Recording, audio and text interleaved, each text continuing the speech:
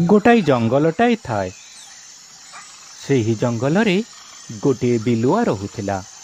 निजर बुद्धि पाई से सबुबेले गर्व करुथिला। बेले बेले से भाबुथिला सबु प्राणी मध्यरे मु सबुठु बुद्धिया। एमती दिनकर कथा।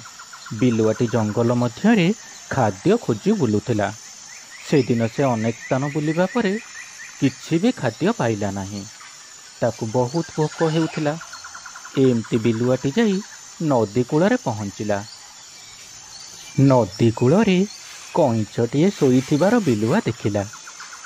ବିଲୁଆ କିଛି ନ ଭାବି କଇଁଛ ଉପରକୁ କୁଦାଟାଏ ମାରି ତାକୁ ଧରିନେଲା। କଇଁଛଟିକୁ ଧରି ବିଲୁଆ ଭାରି ଖୁସି ହୋଇଗଲା। ବିଲୁଆଟି ଏଥର କଇଁଛର ଖୋଳପାକୁ ଛଡ଼ାଇବାକୁ ଲାଗିଲା। କିନ୍ତୁ ସେ ଯେତେ ଚେଷ୍ଟା କଲେ ମଧ୍ୟ କଇଁଛ ଖୋଳପାକୁ ଛଡ଼ାଇ ପାରିଲା ନାହିଁ। ଏଥର କଇଁଛଟି ତାର ଖୋଳପା ଭିତରୁ ମୁହଁ କାଢ଼ି ଚତୁରତାର ସହିତ କହିଲା, ହୟ ବିଲୁଆ ନନା, ଏମିତି କେତେ ସମୟ ମୋ ସହିତ ଲାଗୁଥିବ? ଗୋଟାଏ କାମ କରୁନ, ମୋତେ ପାଣିରେ ବୁଡ଼ାଉ ନାହଁ। ମୋ ଖୋଳପା ନରମ ହୋଇଯିବ, ତୁମେ ମୋତେ ସହଜରେ ଖାଇପାରିବ। ସେତେବେଳକୁ ଭୋକରେ ବିଲୁଆଟି ତାର ବିଚାର ଶକ୍ତି ହରାଇ ବସିଥିଲା। ଏଥର ସେ କଇଁଛକୁ ନଦୀ ଭିତରକୁ ପକାଇଦେଲା। କଇଁଛଟି ଏହି ସୁଯୋଗ ଅପେକ୍ଷାରେ ଥିଲା। ସେ ଏଥର ପହଁରି ପହଁରି ନଦୀର ଖୁବ୍ ଦୂରକୁ ଚାଲିଗଲା। ଏହାପରେ ସେ କହିଲା, ବୁଝିଲ ନନା, ଭାରି ବୋକା ତୁମେ। ଦେଖିଲ, ବୁଦ୍ଧି ବଳରେ ମୁଁ କେମିତି ତୁମଠାରୁ ନିଜକୁ ବଞ୍ଚାଇ ପାରିଲି। ଏହି ଗପଟିରୁ ଆମେ ଏହି ଶିକ୍ଷା ପାଇଲେ, ବୁଦ୍ଧି ଥିଲେ ଉପାୟ ନିଶ୍ଚୟ ମିଳିବ। ଦିନେ ଗୋଟାଏ ଛେଳି ଗୋଟାଏ ଜଙ୍ଗଲରେ ବୁଲୁଥିଲା। ଜଙ୍ଗଲରେ ବୁଲି ବୁଲି ଘାସ ଖାଇବା ଭିତରେ ଛେଳିଟି ଗୋଟିଏ ଝରଣା କୂଳରେ ପହଞ୍ଚିଲା। ଝରଣାର ଆର ପାଖରେ ଛନଛନିଆ ଘାସରେ ପରିପୂର୍ଣ୍ଣ ଥିଲା। ଛେଳିଟି ଛନଛନିଆ ଘାସ ସବୁକୁ ଦେଖି ସେସବୁକୁ ଖାଇବାକୁ ମନରେ ଲୋଭ କରି ବସିଲା। ହେଲେ ଝରଣା ସେ ପାଖକୁ ସେ ଯିବ କିପରି? କିଛି ସମୟ ଏଣେ ତେଣେ ଆଖି ବୁଲାଇବା ପରେ ଝରଣା ଉପରେ ଗୋଟାଏ କାଠ ଗଣ୍ଡି ପଡ଼ିଥିବାର ଛେଳିଟି ଦେଖିବାକୁ ପାଇଲା। ଏଥର କାଠ ଗଣ୍ଡିଟି ଦେଇ ଝରଣା ଆରପାରକୁ ପାର ହେବା ପାଇଁ ଛେଳିଟି ଚାଲିଲା। ଏହା ପୂର୍ବରୁ କାଠ ଗଣ୍ଡିର ଅପର ପାର୍ଶ୍ୱରେ ଆଉ ଗୋଟିଏ ଛେଳି ଝରଣା ପାର ହେବାକୁ ଆରମ୍ଭରୁ ଠିଆ ହୋଇ ରହିଥିଲା। ଏଇ, ମୋତେ ତୁ ଛାଡ଼ି ଦେ, ମୁଁ ଘାସ ଖାଇବାକୁ ସେପଟକୁ ଯାଉଛି।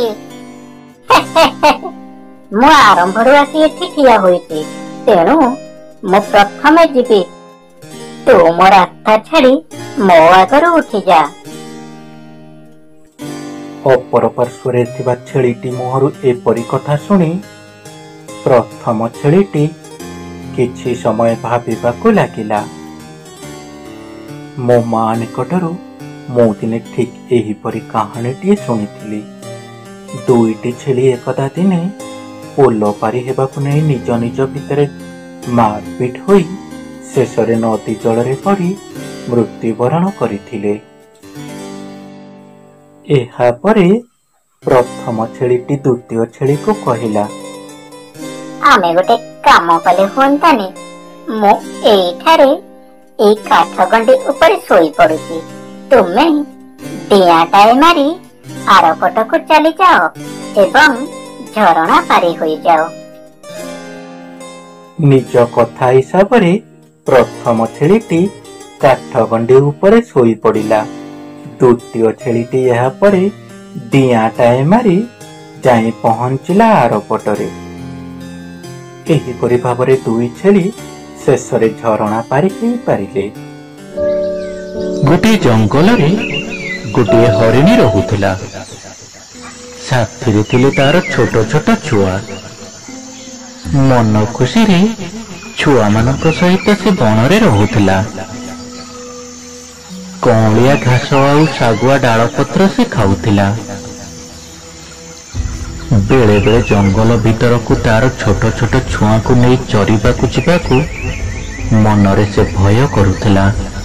କାହିଁକି ନା ବାଘ, ସିଂହ, ବଣୁଆ କୁକୁର, ହେଟା ଶୃଗାଳଙ୍କର ଭୟ ଥିଲା ତା ପାଇଁ। ହରିଣ ତ ଗୋଟିଏ ନିରୀହ ପଶୁ, ତା ମାଂସ ଖାଇବାକୁ ସଭିଙ୍କର ଲୋଭ। ବଣର ପଶୁମାନଙ୍କ ମଧ୍ୟରେ ହରିଣ ସୁନ୍ଦର ଓ ସରଳ। ମଣିଷ ସମାଜରେ ଯେପରି ଗାଈ, ସେହିପରି ହରିଣ ଏକ ନିରୀହ ପଶୁ। ଦିନକର କଥା, ହରିଣୀଟି ତାର ଶିଶୁମାନଙ୍କ ସହିତ ବଣରେ ଘାସ ଚରୁଥିଲା। ଠିକ୍ ଏହି ସମୟରେ ଜଣେ ଶିକାରୀ ଆସି ପହଞ୍ଚିଲା। ହରିଣୀକୁ ଧରିବା ପାଇଁ ଶିକାରୀଟି ଜାଲ ବିଛାଇଲା। ଗୋଟିଏ ପଟରେ ଜାଲ, ଅନ୍ୟ ଦୁଇ ପଟରେ ନିଆଁ ଓ ବଣୁଆ କୁକୁର ଜଗାଇ ଶିକାରୀଟି ନିଜେ ଧନୁଶର ଧରି ଆଉ ଗୋଟିଏ ପାଖରେ ଜଗି ବସିଲା। ହରିଣୀଟି ଶିକାରୀକୁ ଦେଖି ଡରିଗଲା। ନିଜ ସହିତ ନିଜ ଛୁଆର କିପରି ଜୀବନ ବଞ୍ଚାଇବ ସେଇ କଥା ମନେ ମନେ ଭାବିବାକୁ ଲାଗିଲା। ଭଗବାନ ବିପଦରେ ହିଁ ସାହା ହୋଇଥାନ୍ତି। ହରିଣୀଟି ଏଥର ଭଗବାନଙ୍କୁ ଡାକିବାକୁ ଲାଗିଲା। ହେ ପ୍ରଭୁ, ତୁମେ ମୋତେ ଏ ସଙ୍କଟରୁ ରକ୍ଷା କର, ମୋ ଛୁଆଙ୍କୁ ଉଦ୍ଧାର କର। ତୁମେ ଚାହିଁଲେ ଏ ବିପଦରୁ ମୋତେ ନିଶ୍ଚୟ ଉଦ୍ଧାର କରିପାରିବ। ମୁଁ ତୁମ ନିକଟରେ ଏତିକି ଗୁହାରି କରୁଛି ପ୍ରଭୁ, ମୋତେ ଏ ବିପଦରୁ ରକ୍ଷା କର। ହରିଣୀଟିର ଏପରି ବିକଳ ନିବେଦନ ଭଗବାନଙ୍କ କାନରେ ବାଜିଲା।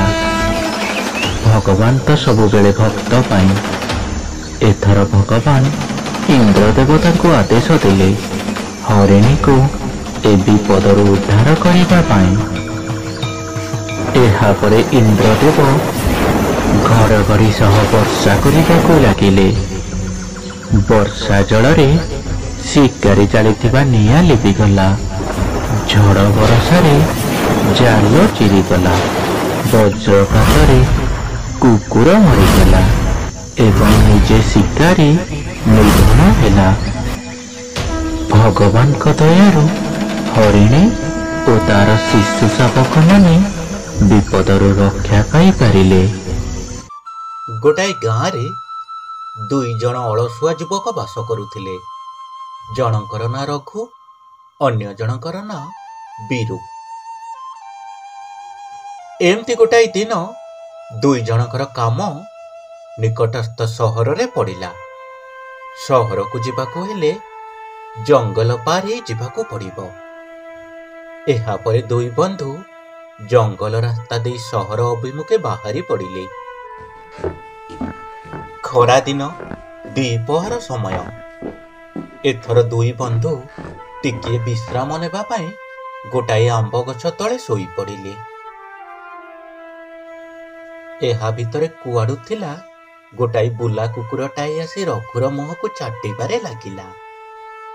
ଠିକ୍ ଏହି ସମୟରେ ଆମ୍ବ ଗଛରୁ ଗୋଟାଏ ପାଚିଲା ଆମ୍ବ ଦୁମ୍ କରି ତଳେ ପଡ଼ିଲା।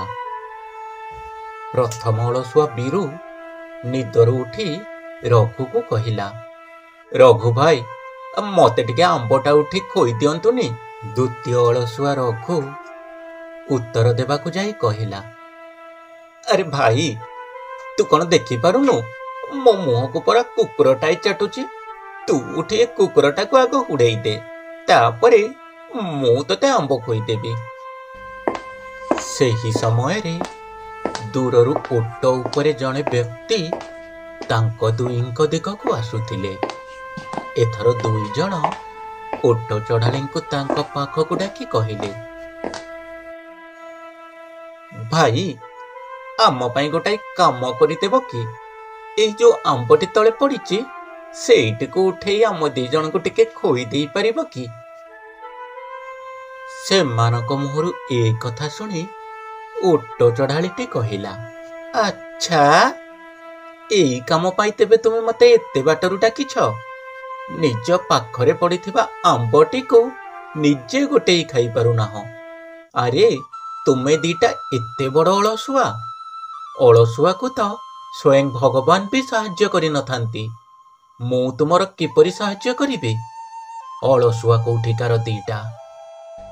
ଏହାପରେ ଓଟ ଚଢ଼ାଳିଟି ନିଜ ରାସ୍ତାରେ ହଜିଗଲା।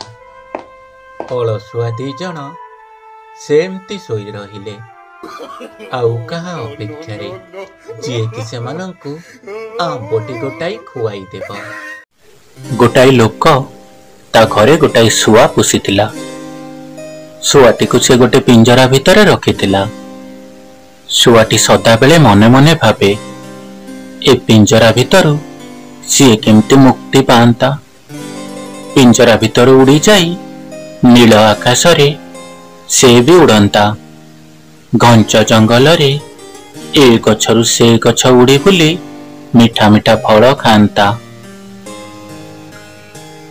ଏମିତି ଗୋଟାଏ ଦିନ ଶୁଆ ଜୀବନରେ ସୁଯୋଗଟାଏ ଆସିଲା। ସୁଯୋଗର ସଦୁପଯୋଗ କରି ଶୁଆଟି ପିଞ୍ଜରା ଭିତରୁ ଉଡ଼ିଗଲା। ଉଡ଼ି ଉଡ଼ି ଶୁଆ ଯାଇ ଗୋଟାଏ ଜଙ୍ଗଲରେ ପହଞ୍ଚିଲା। ଜଙ୍ଗଲକୁ ଦେଖି ଶୁଆଟି ମନେ ମନେ ଭାରି ଖୁସି ହୋଇଗଲା। ଗୋଟାଏ ଆମ୍ବ ଗଛ ଉପରେ ବସି ଶୁଆଟି ମିଠା ମିଠା ଆମ୍ବ ସବୁ ଖାଇବାରେ ଲାଗିଲା। ସେହି ଜଙ୍ଗଲରେ ଗୋଟାଏ ଗଛ ତଳେ ଗୋଟାଏ ହାତୀ ବିଶ୍ରାମ ନେଉଥିଲା। ଶୁଆଟିର ନଜର ଯେମିତି ବିଶ୍ରାମ ନେଉଥିବା ହାତୀଟି ଉପରେ ପଡ଼ିଲା, ଶୁଆଟି ମନକୁ ଗୋଟାଏ ଦୁଷ୍ଟ ବୁଦ୍ଧି ଦେଖାଗଲା। ଏଥର ଶୁଆଟି ହାତୀର ମୁଣ୍ଡ ଉପରକୁ ଉଡ଼ି ଯାଇ ତାର ଥଣ୍ଟ ସାହାଯ୍ୟରେ ହାତୀକୁ ଖୁମ୍ପିବାରେ ଲାଗିଲା। ହଠାତ୍ ହାତୀଟିର ନିଦ ଭାଙ୍ଗିଗଲା। ଏଥର ଶୁଆ ଫୁର କରି ଗଛ ଡାଳକୁ ଉଡ଼ିଗଲା। ହାତୀଟି ସେ ଆଡ଼କୁ ଦୃଷ୍ଟି ନ ଦେଇ ପୁଣି ଥରେ ଶୋଇ ପଡ଼ିଲା। ହାତୀଟିକୁ ପୁଣି ଥରେ ଚିଡ଼େଇବା ପାଇଁ ଶୁଆଟି ହାତୀର ମୁଣ୍ଡ ଉପରେ ଯାଇ ବସି ତା ଥଣ୍ଟରେ ତାକୁ ଖୁମ୍ପିବାକୁ ଲାଗିଲା। ଏମିତି ବାରମ୍ବାର କରିବା ଫଳରେ ହାତୀଟିର ନିଦରେ ବ୍ୟାଘାତ ଘଟିଲା। ଏଥର ହାତୀଟି ଉଠି ଉପରକୁ ଚାହିଁ ଦେଖେ ତ ଗୋଟାଏ ଶୁଆ ତା ସହିତ ଏମିତି କରୁଛି। ଏଥର ହାତୀ ମନେ ମନେ ଗୋଟାଏ ଉପାୟ ପାଞ୍ଚି ଶୁଆକୁ ଉଚିତ ଶିକ୍ଷା ଦେବା ପାଇଁ ନିକଟରେ ବହି ଯାଉଥିବା ନଦୀ ଭିତରେ ଯାଇ ପଶିଗଲା। ହାତୀଟିର ଏ ଅବସ୍ଥା ଦେଖି ଶୁଆଟିକୁ ବହୁତ ମଜା ଲାଗୁଥାଏ। ଏଥର ଶୁଆଟି ଉଡ଼ି ଯାଇ ନଦୀ ଭିତରେ ପଶିଥିବା ହାତୀର ମୁଣ୍ଡରେ ବସି ଖୁମ୍ପିବାକୁ ଲାଗିଲା। ହାତୀ ଏହି ସୁଯୋଗର ହାତଛଡ଼ା ନ କରି ପାଣି ଭିତରକୁ ବୁଡ଼ିଗଲା। ଯେମିତି ହାତୀଟି ପାଣି ଭିତରକୁ ବୁଡ଼ି ଯାଇଛି, ଶୁଆଟି ଗଭୀର ପାଣିରେ ଭାସିବାକୁ ଲାଗିଲା ଏବଂ ତାର ଜୀବନ ବଞ୍ଚାଇବାକୁ ହାତୀଟିକୁ ନେହୁରା ଗଲା। ହାତୀଟି ଶେଷରେ ଶୁଆ ଉପରେ ଦୟା କରି ତାର ଶୁଣ୍ଢ ସାହାଯ୍ୟରେ ଶୁଆଟିକୁ ଆଣି ଉପରେ ଛାଡ଼ିଦେଲା। ଶୁଆ ଏଥର ନିଜର ଭୁଲ ବୁଝିପାରିଲା। ଶେଷରେ ସେ ହାତୀ ପାଖରେ କ୍ଷମା ମାଗିଲା ଏବଂ କାହାରି ସହିତ ଏପରି ବ୍ୟବହାର ନ କରିବା ପାଇଁ ଶପଥ ନେଲା। କାହାରି ସହିତ ଖରାପ ବ୍ୟବହାର କରିବା କଦାପି ଉଚିତ ନୁହେଁ। ଛୋଟ ହୋଇ ବଡ଼ ସହିତ ଲାଗିବା ଉଚିତ ନୁହେଁ। ଥରେ ଗୋଟିଏ ଜଙ୍ଗଲରେ ଗୋଟିଏ ଶୁଆ ରହୁଥିଲା। ସେହି ଶୁଆଟି ମିଛ କହିବାରେ ମାହିର ଥିଲା। ଅନ୍ୟ ପକ୍ଷୀମାନଙ୍କ ଆଗରେ ମିଛ କହି ବାହାଦୁରୀ ଗପ କରି ଅନେକ ସମୟରେ ସେ ମଜା ନେଉଥିଲା। ଜାଣିଛ ଆଜି ମୁଁ କଣ ଖାଇଛି? ବହୁତ ସାରା ମିଠା ମିଠା ଫଳ ଆଉ ଅନେକ ସ୍ୱାଦିଷ୍ଟ ମିଠା, ତା ସହିତ କ୍ଷୀରି ଆଉ ପୁରୀ। ସତରେ ଏସବୁ ତୁମକୁ କେଉଁଠାରେ ମିଳିଲା? ଜଣେ ବହୁତ ବଡ଼ ଲୋକଙ୍କ ଘରେ। ଖାଇବା ସହିତ ମୋତେ ଅନେକ ଉପହାର ମଧ୍ୟ ମିଳିଛି। ମିଛ କହି ବେକାରରେ କଣ ପାଇଁ ବୁଦ୍ଧୁ ବନାଉଛ ଶୁଣେ? ମୁଁ ତ ତୁମକୁ ସକାଳେ ଗଛ ଡାଳରେ ବସି ଶୁଖିଲା ଲଙ୍କା ଖାଉଥିବାର ଦେଖିଛି। ତୁମକୁ କିଏ ମଝିରେ ପଶିବାକୁ କହୁଥିଲା ଶୁଣେ କୁଆ ପାଇଁ? ମୁଁ ଯାଏ, ମୋ ନିକଟରେ ତୁମ ପରି ପକ୍ଷୀଙ୍କ ପାଇଁ ସମୟ ନାହିଁ। ଏମିତି ଭାବରେ ଦିନ ପରେ ଦିନ ବିତି ଚାଲିଥିଲା। ହେଲେ ସେ ଶୁଆଟି ନିଜର ଗୁଣରେ ଟିକିଏ ବି ପରିବର୍ତ୍ତନ ଆଣୁନଥିଲା। ଜାଣିଛ, ମୁଁ ଥରେ ଇଗଲ ପକ୍ଷୀଠାରୁ ଆହୁରି ଉପରକୁ ଉଡ଼ିଥିଲି। ସିଂହ ରାଜା ମୋତେ ଏହି ଜଙ୍ଗଲରେ ତାଙ୍କର ପ୍ରଧାନମନ୍ତ୍ରୀ କରିବାକୁ ଚାହୁଁଥିଲେ, କିନ୍ତୁ ମୁଁ ମନା କରିଦେଲି। ମୋ ନିକଟରେ ବହୁତ ସାରା ସୁନାର ଭଣ୍ଡାର ଅଛି। ମୁଁ ଚାହିଁଲେ ଏହିପରି 5-5ଟି ଜଙ୍ଗଲକୁ କିଣି ନେଇ ପାରିବି। କୋଇଲି ଥରେ ମୋତେ କହିଲେ, ମୁଁ ତାଙ୍କ ଠାରୁ ବହୁତ ସୁନ୍ଦର ଗୀତ ଗାଇପାରେ। ଦିନକର କଥା, ଗୋଟେ ସୁନ୍ଦର ଚଢ଼େଇ ସେହି ଜଙ୍ଗଲକୁ ଆସିଲା। କିଏ ତୁମେ ଭଉଣୀ? କଣ ପାଇଁ ତୁମେ ଏଠାକୁ ଆସିଛ? ସୁନ୍ଦର ଚଢ଼େଇ, ତୁମକୁ ଏଠାରେ ଆମେ ସ୍ୱାଗତ କରୁଛୁ। ମୁଁ ଟୁନି ଚଢ଼େଇ, ମୁଁ ଏଠାକୁ ଜଣକୁ ଖୋଜିବାକୁ ଆସିଛି। ଏହି ସମୟରେ ଉକ୍ତ ଶୁଆଟି ସେଠାରେ ଆସି ପହଞ୍ଚିଗଲା। ଶୁଆକୁ ଦେଖି ସୁନ୍ଦର ଚଢ଼େଇଟି କହିଲା, ତୁମେ ନିଶ୍ଚୟ ଭାବରେ ଚିଣ୍ଟୁ ଶୁଆ ନା? ହଁ, ମୁଁ ହିଁ ଚିଣ୍ଟୁ ଶୁଆ। ଆରେ, ତୁମେ ମାନେ ଦେଖିଲ, ସବୁଆଡେ ମୋତେ ସମସ୍ତେ ଜାଣିଛନ୍ତି। ମୁଁ ବହୁତ ପ୍ରସିଦ୍ଧ। ତୁମେ ଜାଣିଛ ଟୁନି ଚଢ଼େଇ, ମୋ ନିକଟରେ ଅନେକ ଧନ ସମ୍ପତ୍ତି ଅଛି। ମୋ କଥା ଟିକେ ଶୁଣିବ ଚିଣ୍ଟୁ ଛୁଆ। ଜାଣିଛ, ମୁଁ ବହୁତ ଧନୀ ଚଢ଼େଇ। ମୋ ଘରେ 100 ପକ୍ଷୀ ମୋର ଦେଖାଶୁଣା କରିବାକୁ ଅଛନ୍ତି। ମୁଁ କଣ କହୁଥିଲି, ମୋ କଥା ଟିକେ ଶୁଣିବ?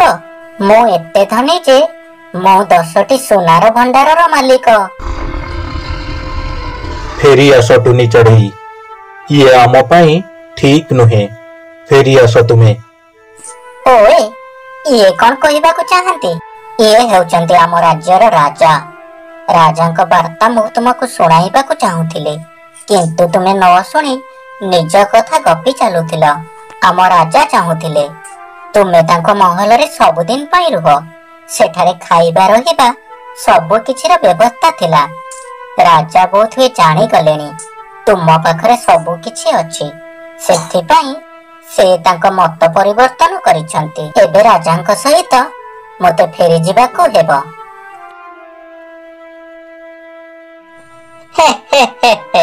ଦେଖିଲଟି, ସବୁବେଳେ ମିଛ କହି ନିଜକୁ ବଡ଼ କରି କହିବାର ଶେଷ ପରିଣତି। ଗୋଟାଏ କୁକୁଡ଼ା ଆଉ ଗୋଟାଏ କୁକୁର ଥିଲେ। ସେ ଦି ଜଣ ଭାରି ଭଲ ସାଙ୍ଗ ଥିଲେ। ଦୁହେଁ ସାଙ୍ଗ ହୋଇ ବୁଲୁଥିଲେ, ସାଙ୍ଗ ହୋଇ ରହୁଥିଲେ। ଏମିତି ଦିନେ ଦୁହେଁ ବୁଲି ବୁଲି ଜଙ୍ଗଲ ଭିତରକୁ ପଳାଇଲେ। ଜଙ୍ଗଲ ଭିତରେ ବୁଲୁ ବୁଲୁ ସଞ୍ଜ ହୋଇଗଲା। କ୍ରମେ ସଞ୍ଜ ଯାଇ ରାତି ଘନେଇ ଆସିଲା। ଏଥର କୁକୁଡ଼ା ଆଉ କୁକୁର ଘରକୁ ଫେରି ପାରିଲେ ନାହିଁ। ସେହି ଜଙ୍ଗଲରେ ଅନେକ ଗୁଡ଼ିଏ ହିଂସ୍ର ଜନ୍ତୁ ରହୁଥିଲେ। କୁକୁଡ଼ା ଆଉ କୁକୁର ଏଥର ଭାବିବାକୁ ଲାଗିଲେ, ତାଙ୍କ ପାଇଁ ରାତିଟା ବହୁତ ବିପଦ ଅଛି। ଏଥର ଦୁହେଁ ଭଗବାନଙ୍କୁ ଡାକି ଜଙ୍ଗଲରେ କେମିତି ରାତିଟା କାଟିବେ ସେଇ କଥା ବିଚାରିଲେ। ଏହାପରେ ମନରେ ସାହସ ସଞ୍ଚି କୁକୁର କହିଲା, ବନ୍ଧୁ, ତୁମେ ଗୋଟାଏ କାମ କର, ଉଡ଼ି ଯାଇ ଏ ଗଛ ଉପରେ ବସ। ମୁଁ ଏଇ ଗଛ ତଳେ ଜଗୁଛି। ଆମେ ଦି ଜଣ ଭଗବାନଙ୍କୁ ଡାକି ରାତିଟା ଏଇଠି କାଟିଦବା। ସକାଳ ହେଲେ ଦୁହେଁ ଆମ ଘରକୁ ଫେରିଯିବା। ଏହାପରେ ସେଇଆ ହିଁ ହେଲା। କୁକୁଡ଼ାଟି ଉଡ଼ି ଯାଇ ଗଛ ଡାଳରେ ବସିଲା। କୁକୁରଟି ଗଛ ତଳେ ଜଗି ରହିଲା। ଏମିତି ଭାବରେ ରାତିଟି ବିତିଗଲା। କ୍ରମେ ରାତି ଯାଇ ସକାଳ ଆସି ପହଞ୍ଚିଲା। କୁକୁଡ଼ାଟି ଏଥର ତାର ଅଭ୍ୟାସଗତ କାରଣ ପାଇଁ କୁକୁରକୁ ରାବ ଦେଲା। କୁକୁଡ଼ାଟିର କୁକୁଡ଼କୁ ରାବ ଜଙ୍ଗଲ ସାରା ଖେଳିଗଲା। ଗୋଟାଏ ବିଲୁଆର କାନରେ କୁକୁଡ଼କୁ ଶବ୍ଦ ଯାଇ ବାଜିଲା। ବିଲୁଆଟି ଭାବିଲା, ସକାଳୁ ସକାଳୁ ଜଙ୍ଗଲ ଭିତରେ ଆଜି ମତେ ବଢ଼ିଆ ଖାଦ୍ୟଟାଏ ମିଳିଯିବ। ଏହା ବିଚାରି ଶବ୍ଦ ଆସିଥିବା ସ୍ଥାନକୁ ବିଲୁଆଟି ଆସି ପହଞ୍ଚିଗଲା। ସେଠାରେ ପହଞ୍ଚି ବିଲୁଆଟି ଦେଖିଲା ଗଛ ଡାଳରେ କୁକୁଡ଼ାଟାଏ ବସିଛି। କେମିତି କୁକୁଡ଼ାକୁ ଖାଇବ, ବିଲୁଆଟି ସେଇ କଥା ଭାବିବାକୁ ଲାଗିଲା। ଏଥର ବିଲୁଆଟି କୁକୁଡ଼ାକୁ କହିଲା, ସାଙ୍ଗ, ତୁମର କଣ୍ଠ ବହୁତ ସୁନ୍ଦର। ତୁମ କଣ୍ଠରେ ତୁମେ ଥରେ ତଳକୁ ଆସି ଗୀତଟାଏ ଗାଆନ୍ତନି? ତୁମେ ଯଦି ଗୀତ ଗାଆନ୍ତ, ମୁଁ ତେବେ ମହୁରୀ ବଜାନ୍ତି। ମୋ ଯୋଡ଼ି ମହୁରୀକୁ ତୁମ ଗୀତ ସକାଳଟା ଆଜି ବହୁତ ଖୁସିରେ କଟନ୍ତା। ଚତୁର ବିଲୁଆର ଏପରି ଚତୁରାମୀ କଥା କୁକୁଡ଼ାଟି ବୁଝିଗଲା। ଏଥର ବୁଦ୍ଧିଟାଏ ପାଞ୍ଚି କୁକୁଡ଼ା କହିଲା, ହଁ ହଁ, ମୁଁ ବି ସେଇଆ ଚାହେଁ। ତୁମେ ଗୋଟେ କାମ କର, ଏଇ ପଛରେ ମୋର ଜଣେ ବନ୍ଧୁ ଅଛନ୍ତି। ସେ ଖୁବ୍ ସୁନ୍ଦର ବାଜା ବଜାନ୍ତି। ତୁମେ ତାଙ୍କୁ ଏଠାକୁ ଡାକି ଆଣ। ସେ ବାଜା ବଜାଇବେ, ତୁମେ ମହୁରୀ ଆଉ ମୁଁ ଗୀତ ଗାଇବି। କୁକୁଡ଼ା ମୁହଁରୁ ଏତକ ଶୁଣି ବିଲୁଆ ଯେମିତି ପଛକୁ ବୁଲି ଚାହିଁଛି, ସେ ଦେଖିବାକୁ ପାଇଲା କୁକୁରଟାଏ ତା ଆଡ଼କୁ ଆଁ କରି ଚାହିଁଛି।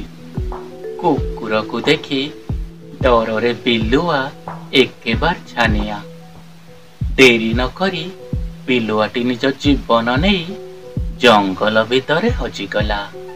ଏହାପରେ କୁକୁର ଏବଂ କୁକୁଡ଼ା ନିଜ ଘରକୁ ଫେରିଲେ।